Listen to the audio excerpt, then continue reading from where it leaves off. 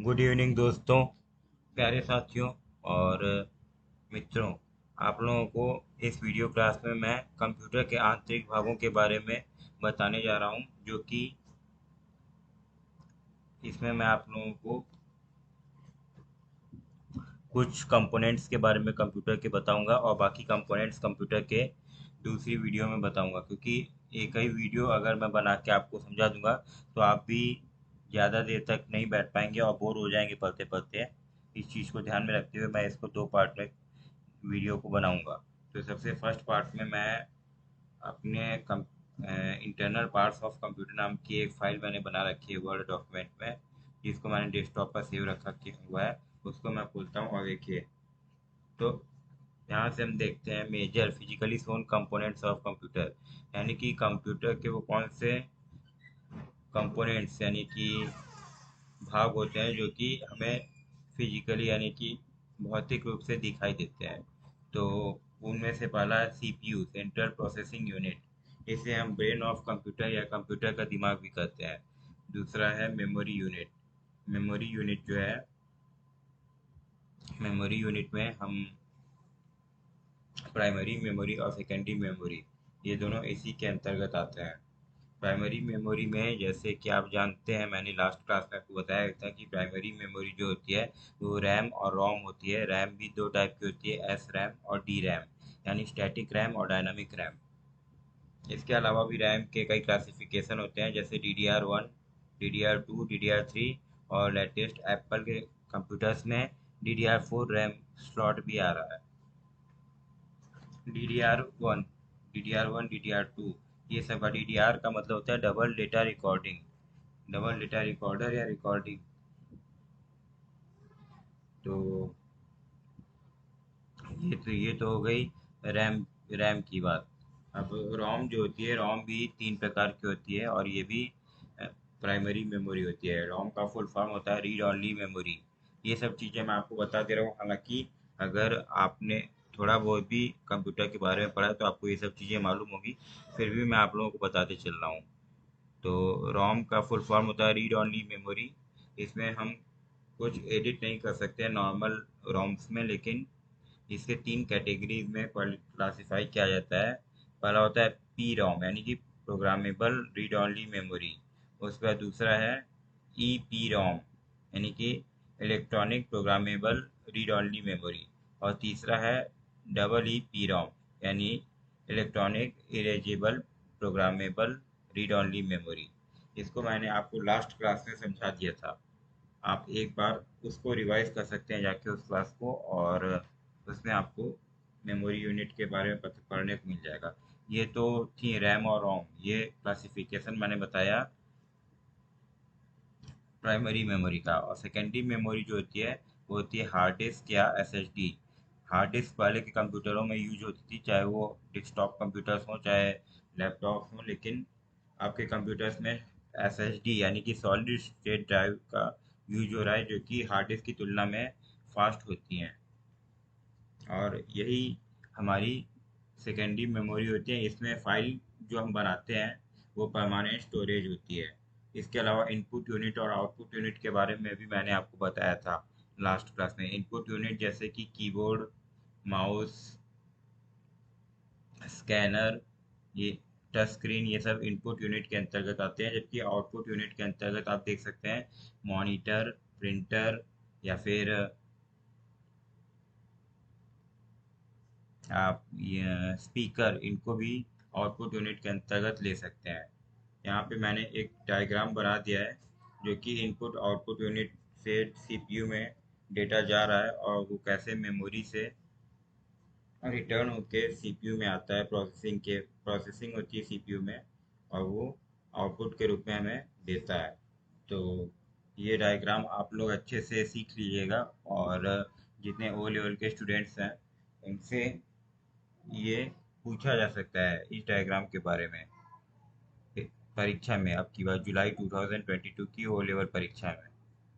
इससे ये डायग्राम दे देगा और इससे संबंधित कुछ क्वेश्चन आपसे ऑब्जेक्टिव में पूछा जा सकता है। एग्जाम्पल ऑफ इनपुट डिवाइस, ये मैंने आपको अभी जस्ट बताया, ये keyboard, mouse, scanner, touch screen, ETC इत्यादि। Example of output device monitor printer speaker आदि।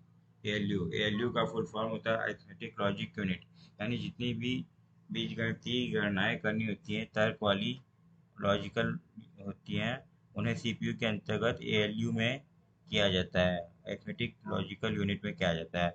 CU control unit, control unit में यह डिसाइड करता है कि सिग्नल जो है किस डायरेक्शन में फ्लो होगा। सेकेंडरी मेमोरी, सेकेंडरी मेमोरी जो मैंने आपको बताया ये भी कि that can be transferred to another place, यानी सेकेंडरी मेमोरी जैसे कि एसएसडी हुआ या फिर हार्ड डिस्क हुआ, इसको आप किसी अन्य कंप्यूटर में भी लगा सकते हैं एक जगह से निकाल के दूसरे जगह पे। Example of secondary memory, SSD solid state drive, hard disk की मैंने आपको बताया अभी तुरंत। इंटरनल पार्ट्स ऑफ कंप्यूटर, यहाँ से मैं आपको बताता चल रहा हूँ अब कुछ नई चीज़ें हैं। हार्ड डिस्क, हार्ड डिस्क का क्लासिफिकेशन, हार्ड डिस्क क्या है, सेकेंडरी या प्राइमरी मेमोरी, इसका जवाब आप मुझे दीजिएगा कमेंट में।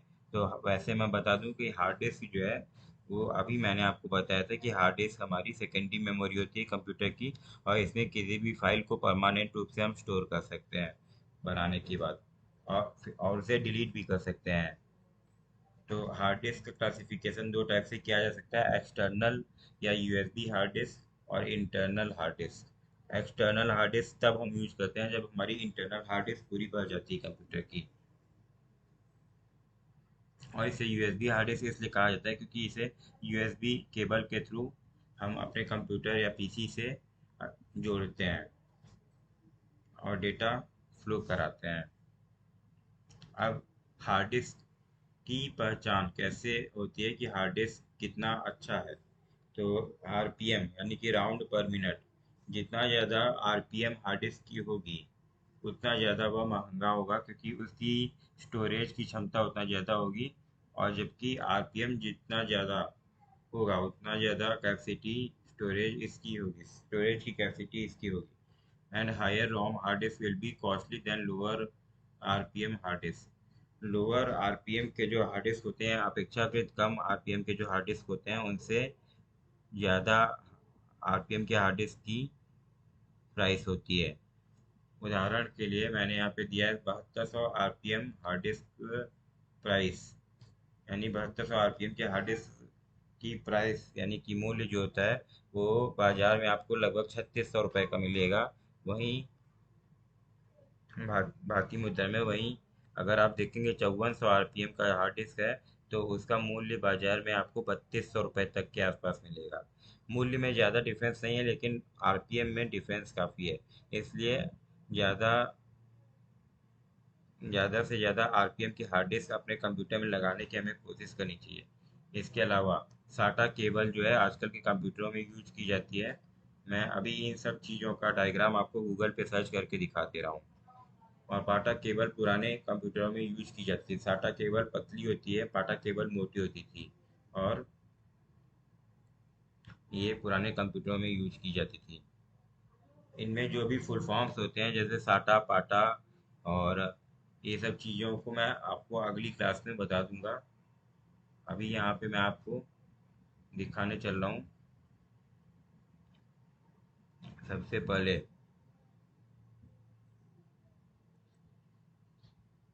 मैं यहाँ पे गूगल खोलता हूँ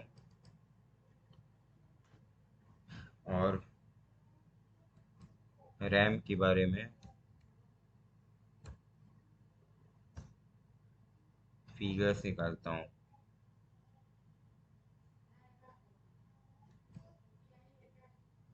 तो देखिए यहाँ पे रैम की कई फिगर्स आ गए हैं और इनमें जगह जगह पर कट मार्क होते हैं जो कि स्लॉट में जाके DDR1 हो चाहे DDR2 हो चाहे DDR3 हो, जैसा भी स्लॉट होगा उसमें जा कर के वो बैठते हैं, फिट होते हैं।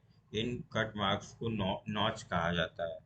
और लैपटॉप की जो रैम होती है उसकी जो लेंथ होती है वो डेस्कटॉप की जो लेंथ होती है रैम की उससे कम होती है। तो ये तो हुआ रैम। इसके अलावा अब मैं दिखाने जा रहा हूँ आपको साटा केबल। तो साटा केबल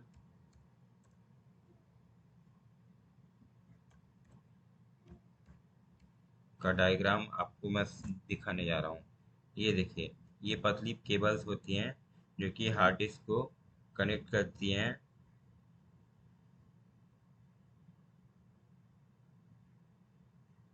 ईथरनेट से।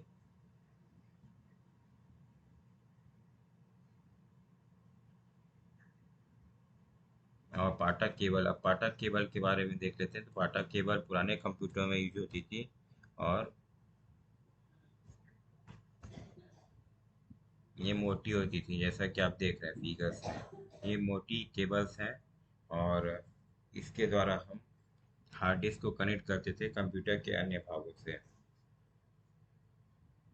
तो पाटा केबल अब यूज में नहीं लाई जाती है, यह पुराने ज़माने की हो गई है। एडवांस में साटा केबल अब यूज की जाती है।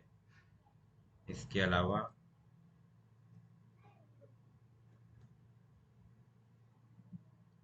एस एस डी आप हार्ड डिस्क के बारे में मैं आपको दिखा देता हूँ, हार्ड डिस्क कैसी होती है। हार्ड डिस्क का मैं आपको एक फिगर दिखा देता हूँ।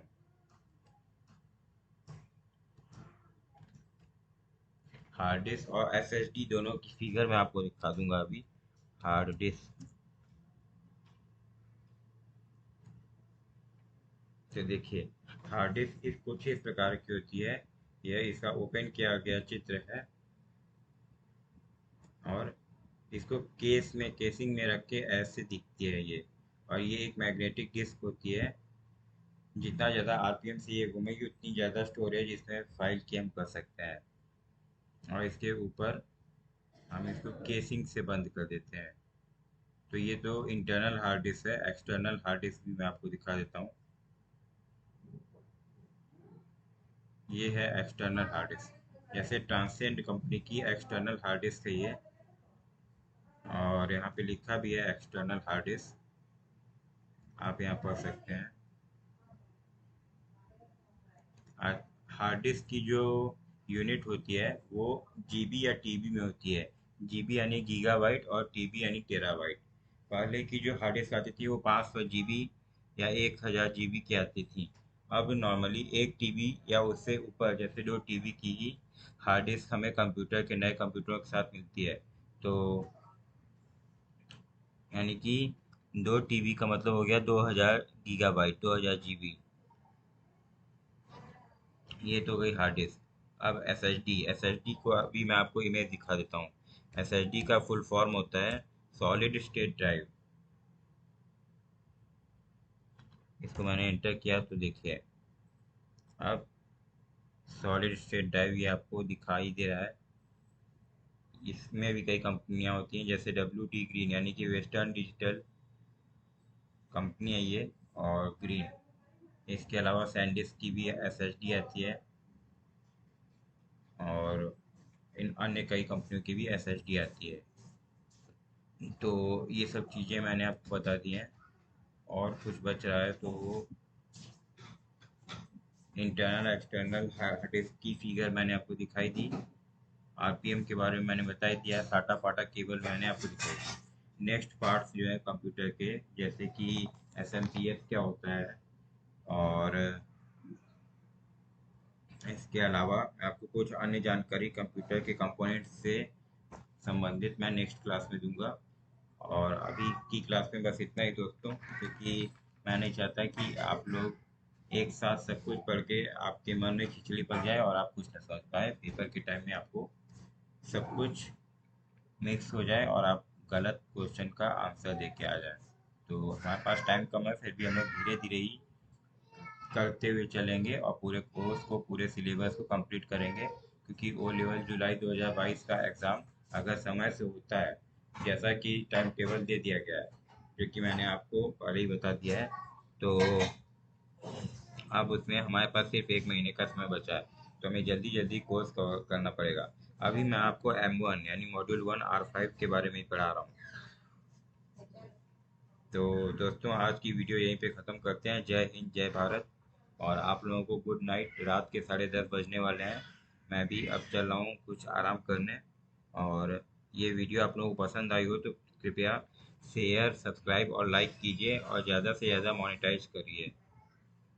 कोई चीज़ नहीं समझ में आती है तो आप लोग मेरे व्हाट्सएप नंबर जो मैंने आपको बताया है 7897254607, 78 97 25 46 07 पर कॉल करके या फिर व्हाट्सएप करके भी पूछ सकते हैं। धन्यवाद। Good night.